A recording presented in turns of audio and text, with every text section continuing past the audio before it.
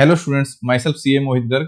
हमने पिछली सेशन में देखा था कि हमें अकाउंटिंग किसके पॉइंट ऑफ व्यू से करनी है। हमें अकाउंटिंग करनी है बिजनेस के पॉइंट ऑफ व्यू से। हमें अकाउंटिंग मालिक के पॉइंट ऑफ व्यू से नहीं करनी, ओनर के पॉइंट ऑफ व्यू से नहीं करनी। बिजनेस अलग है, मालिक अलग है। हमें ओनर के पर्सनल ट्रांजेक्शन को अकाउंटिंग में कंसीडर नहीं करना।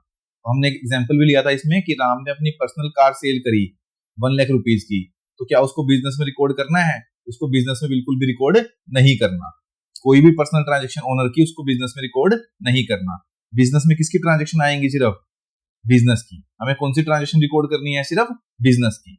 तो देखते हैं एग्जांपल के लिए, owner invested ₹1 lakh in the business unit.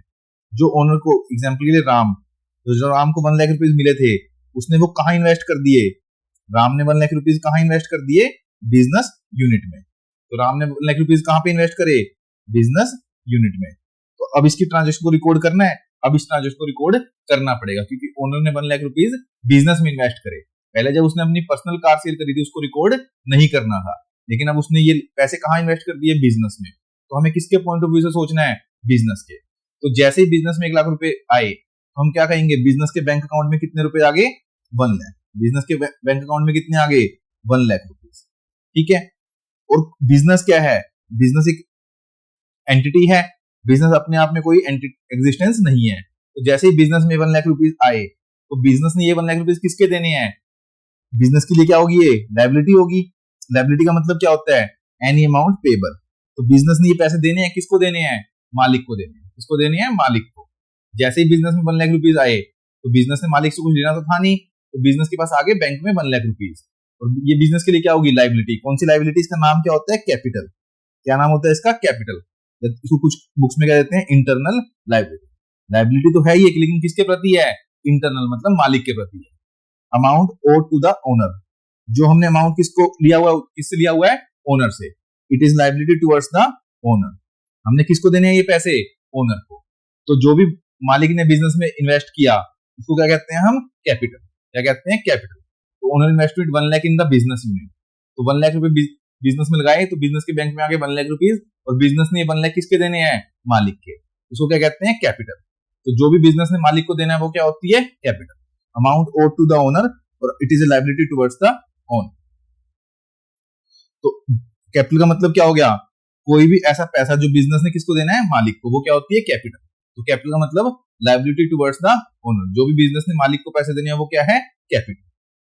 इसके बाद अब ओनर के पास क्या थे? 1 लाख रुपीज थे, उसने वो लगा दिए बिजनेस में। अब ओनर के पास कुछ नहीं है, तो ओनर को घर से फोन आया कि आते हुए 20,000 रुपए लेके आना। घर से फोन आया कि आते हुए 20,000 रुपए लेके आना, लेकिन ओनर के पास तो पैसे अब है नहीं। ओनर क्या करेगा? वो कहां से विड्रॉ करेगा पैसे?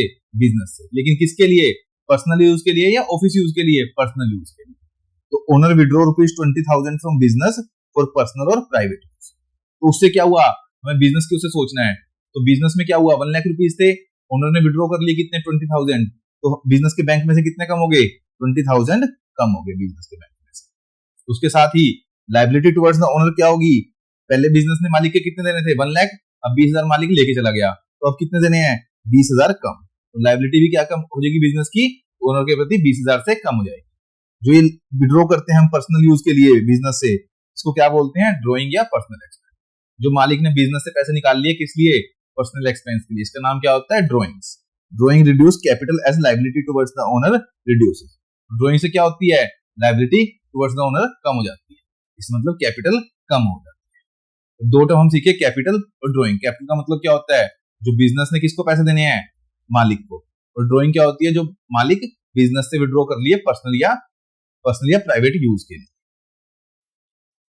तो liability towards the owner increase, that is capital increase. तो बिजनेस में क्या होता है? मालिक के प्रति लायबिलिटी कब इंक्रीज होती है? एक तो कब? जब वो ड्यू टू कैपिटल इन्वेस्टमेंट, जब मालिक बिजनेस में पैसे इन्वेस्ट करता है। और दूसरा प्रॉफिट। प्रॉफिट किसका होता है? मालिक का। वो भी किसमें ऐड होता है? कैपिटल। तो जो भी मालिक को पैसा देना है बिजनेस ने, वो क्या है? कैपिटल। तो कैपिटल इंक्रीज कब होती है? या तो मालिक पैसा लगाए या बिजनेस में profit. Liability towards the owner decreases, that is capital decrease. Capital कम होती है जब मालिक बिजनेस से पैसा निकाल के लीजिए पर्सनल यूज के लिए या लॉस हो जाए। तो due to drawings, amount withdrawn और लॉस। तो अब हमारे पास बैंक में कितने पैसे लगे बिजनेस के? 80,000। और मालिक को कितने देने हैं? 80। एक चीज और लेते हैं। अब बिजनेस को पैसों की जरूरत है, लेकिन बिजनेस में मालिक के पास तो पैसे है नहीं, तो मालिक अब क्या करेगा, मालिक क्या लेगा, लोन लेगा। मालिक के पास तो पैसे है नहीं, लेकिन बिजनेस में पैसों की जरूरत है हमें, तो मालिक क्या करेगा, लोन लेगा। लोन किससे लेगा, एग्जाम्पल लेते हैं श्याम से। Shyam give ₹50,000 to the business Ram Limited. तो राम लिमिटेड ने किससे लोन लिया, श्याम से। श्याम कौन है, ओनर है या आउटसाइडर है, outsider. We took loan of ₹50,000 from Shyam outside. हमने लोन किसे ले लिया, श्याम आउटसाइड। हमने श्याम से लोन लिया कितने का, 50,000 का, राम लिमिटेड। तो राम लिमिटेड ने जैसे ही लोन लिया, उसके बैंक में कितने पैसे आ गए राम लिमिटेड के, 50,000। और लाइबिलिटी कितनी होगी, 50,000। तो क्योंकि जैसे ही राम लिमिटेड के पास पैसे आए 50,000 रुपए, एक तो बैंक में पैसे आ गए और दूसरा क्या हो गया, लाइबिलिटी। लाइबिलिटी का मतलब क्या होता है, any amount payable. Ram limited ने किसको वापस करने हैं 50,000 रुपए, श्याम। पहले किसको देने थे, मालिक को, तो मालिक ने लगाए थे। तो लाइबिलिटी, इसको क्या कहते हैं, लाइबिलिटी। इसका नाम क्या है, external liability, amount owe to the outside. जो भी पैसा बिजनेस में बाहर वालों को देना है, मालिक को नहीं, बाहर वालों को, वो क्या होती है, लाइबिलिटी। और जो मालिक को देना है उसको बोलते हैं कैपिटल। इसको एक्सटर्नल लाइबिलिटी बोलते हैं और लाइबिलिटी हम आगे से यूज करेंगे इसको, लाइबिलिटी। तो मालिक ने, बिजनेस ने जो भी पैसा मालिक को देना है वो कैपिटल, और बिजनेस ने जो भी पैसा देना है आउटसाइडर को वो क्या होगी, लाइबिलिटी। ठीक है, it is a liability towards the outsider. तो लाइबिलिटी कौन सी होती है, it is a liability towards the outsider. जो भी आउटसाइडर के प्रति हमारी क्या है, देनदारी है, वो क्या होती है, liability. Liabilities means amount owed payable by the business. Liability का मतलब क्या है, जो पैसा बिजनेस ने देना है। अगर ओनर को देना है तो वो क्या कहलाएगा, कैपिटल और इंटरनल लाइबिलिटी। और अगर आउटसाइडर को देना है तो वो क्या कहलाएगा, लाइबिलिटी और एक्सटर्नल लाइबिलिटी। तो अगर अब सिंपल सी बात, अगर बिजनेस ने मालिक को पैसा देना है वो क्या है, कैपिटल, और बिजनेस ने बाहर वालों को पैसा देना है वो क्या है, लाइबिलिटी। अब जो लाइबिलिटी होती है, एक्सटर्नल लाइबिलिटीज होती हैं, ये होती हैं दो तरह की, long term non current liabilities और करंट लाइबिलिटीज। देखते हैं यहाँ पे, तो लाइबिलिटीज पेबल आफ्टर 12 मंथ, जो लाइबिलिटीज आपने 12 महीने के बाद देनी है वो क्या होती हैं, लॉन्ग टर्म या non current liabilities. Long term loans, debenture etcetera, long term loans, debenture etcetera. और liabilities payable within 12 month, जो 12 महीनों के अंदर देनी है वो क्या होती है, करंट लाइबिलिटीज। कौन सी होती है, करंट लाइबिलिटीज। तो एग्जांपल के लिए bank overdraft, creditors, bills payable, outstanding expense, short term loans etcetera.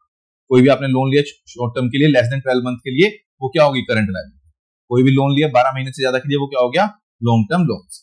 तो अब बिजनेस में क्या है हमारे पास 80,000 रुपए बैंक में है, आए मालिक से, 50,000 रुपए आए श्याम से। टोटल बैंक में पैसा कितना है, 1,30,000।